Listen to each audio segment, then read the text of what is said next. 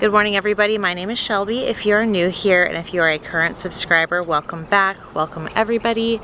Today what we're doing is some quick pickling. I really prefer the taste and crunch of the quick pickled, like refrigerator aisle pickles, as opposed to the pickles in the canned food section like at the grocery store. We have three different varieties: the Muncher cucumber, the bushing cucumber, and the China Jade cucumber, which is the first time I've grown those, and they look super cool. I've never even tried them before, so really excited to get to that and taste the China Jade cucumber. Now it's almost like a challenge to stay on top of eating all the vegetables and preserving them, not letting them go to waste, and giving them away as fast as we can as well. So with that said, let's just have some fun, chat, and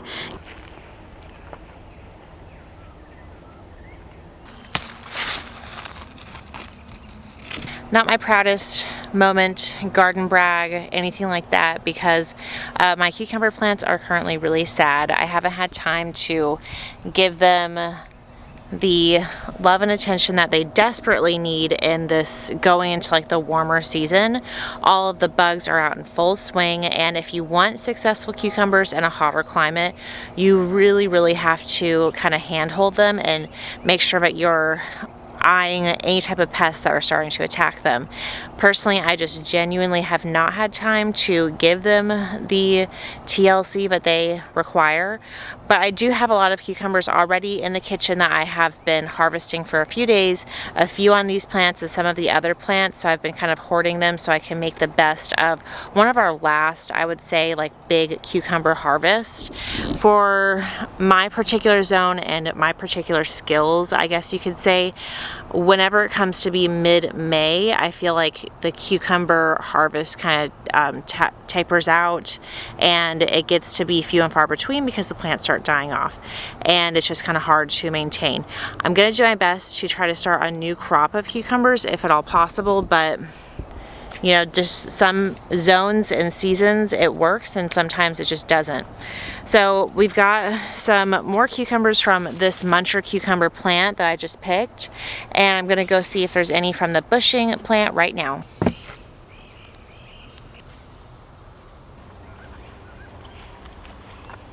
Really quick, I just noticed the most exciting thing in my garden. I have been waiting for this and I did not think they were possible this year. We have poppy flowers that have bloomed. Whenever I get poppy flowers growing, it's super exciting because our climate is warmer and I'm just never sure if it's gonna actually happen or not. So I usually just end up like dumping a whole seed packet everywhere and just hoping that something makes it through. And we have beautiful poppy flowers that have just bloomed. I'm gonna show you.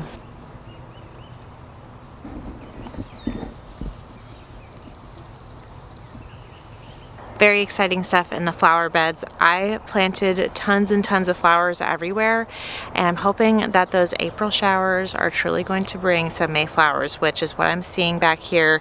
It is such a good feeling every night to come out here and just see the bees like going crazy and feeling safe and just getting all the pollen and everything that they need. I love creating a safe space for the bees.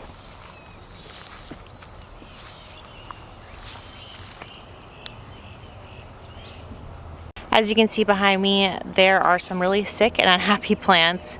This all literally just happened like last week. Everything was like completely fine, healthy looking. I was harvesting cucumbers, and then the next day it was like boom, everything was all crispy and crinkly and not looking good. I hate that I really just truly don't have the time to get out here right now with having the newborn baby and everything and just give it the attention that it needs.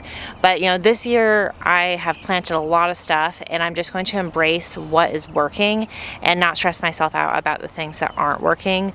So, you know, if you're a gardener, just know fails are imminent, right? Is that the best terminology for that? Fails are going to happen. Just, you know, celebrate the if it was a small harvest, if you only got one cucumber or one watermelon off that plant, just whatever kind of success that you get, it doesn't have to be this like knock it out of the park harvest that things are just working for months on end, and don't beat yourself up about it. You know, that's just kind of what I'm doing right now with these sad plants, and just gonna make do with what I got.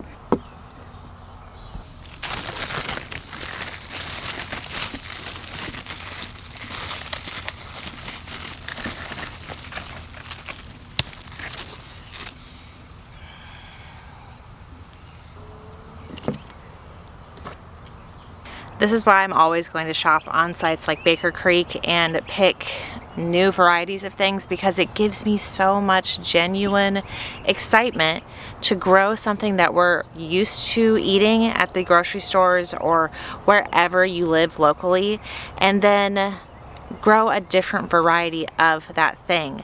Things that you never knew existed.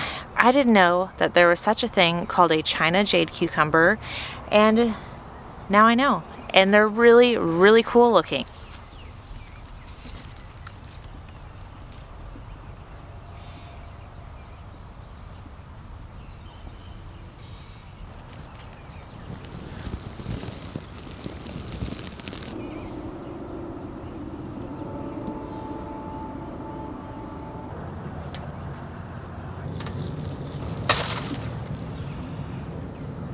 Very interesting. I had no idea these were going to be so long, and they're definitely kind of spiky, so really cool.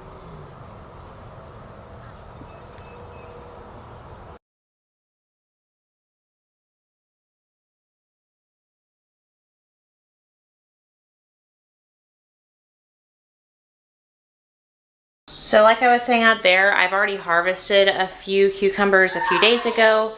So we've got a good pile here to make some pickles. I'm going to show you just how easy it is.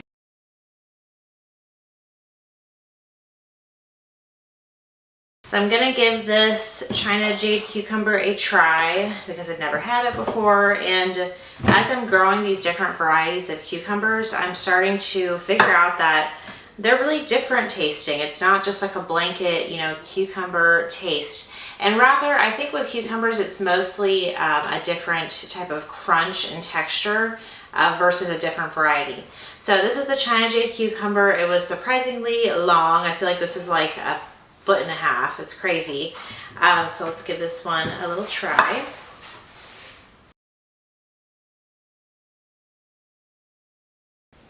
So it's really crunchy, it's not watery, not very seedy, which is exactly what I'm looking for with my cucumbers.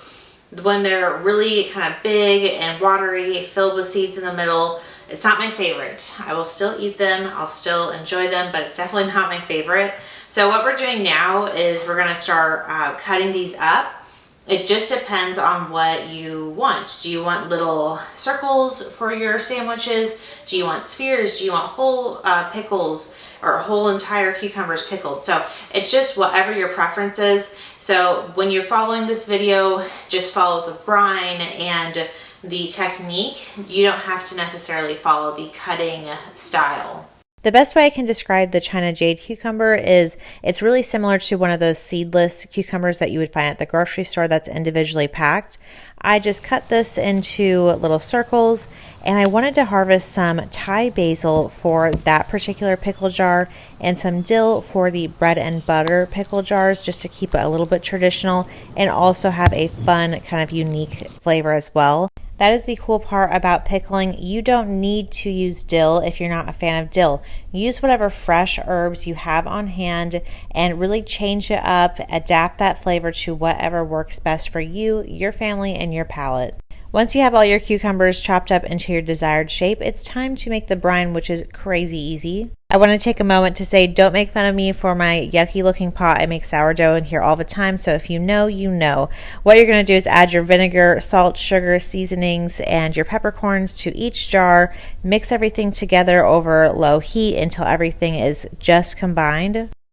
My brine is all done. That was super easy. It took like literally 5 minutes on the stove. It's just as time consuming as chopping up your vegetable of choice, which in my case is cucumbers. It could be red onions, it could be carrots, it could be whatever you like. And you can also, you know, modify the flavor of the brine. You can add more sugar if you want. You could add more flavorings and seasonings and things like that. As you guys saw, I added some Thai basil to my China Jade cucumber bottle. So I'm interested to see how that turns out. Grab whatever fresh herbs you have available to you. Dill is of course going to be the most standard classic flavor. But anyways, yes, this was super easy. And you know, this just has me thinking, like, at the grocery store, it's literally about $4 or so per bottle of fresh refrigerated pickles, which is crazy. And this is like just a huge savings, making it this way at our own house.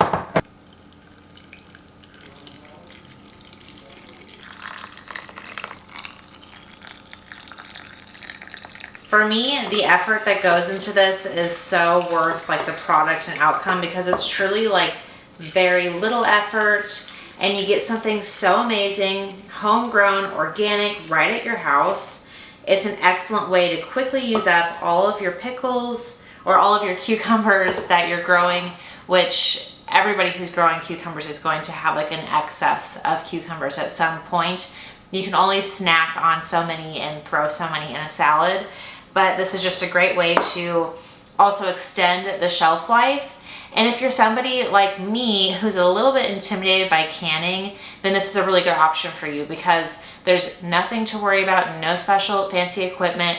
You don't even need a mason jar. You can simply use whatever type of airtight container that you have at your house, pickle them in there, and put them in the refrigerator for like 3 to 4 weeks. They're gonna be good in the refrigerator for anywhere between 4 weeks to, I've even seen, 6 months. You'll know when the pickle is no longer good, just like how your regular refrigerator pickles that you would buy from the store, they last a long time in this solution. Once you're done adding the brine to your cut cucumbers, all you have to do is just simply screw on the lid, put them in the refrigerator. The first day, they're not going to have that like classic pickle texture. It's gonna take about 24 hours for them to turn into a pickle. And then after that, the longer they're marinating in those juices, the better. Thank you guys so much for watching. If you enjoyed this video, please be sure to give it a like.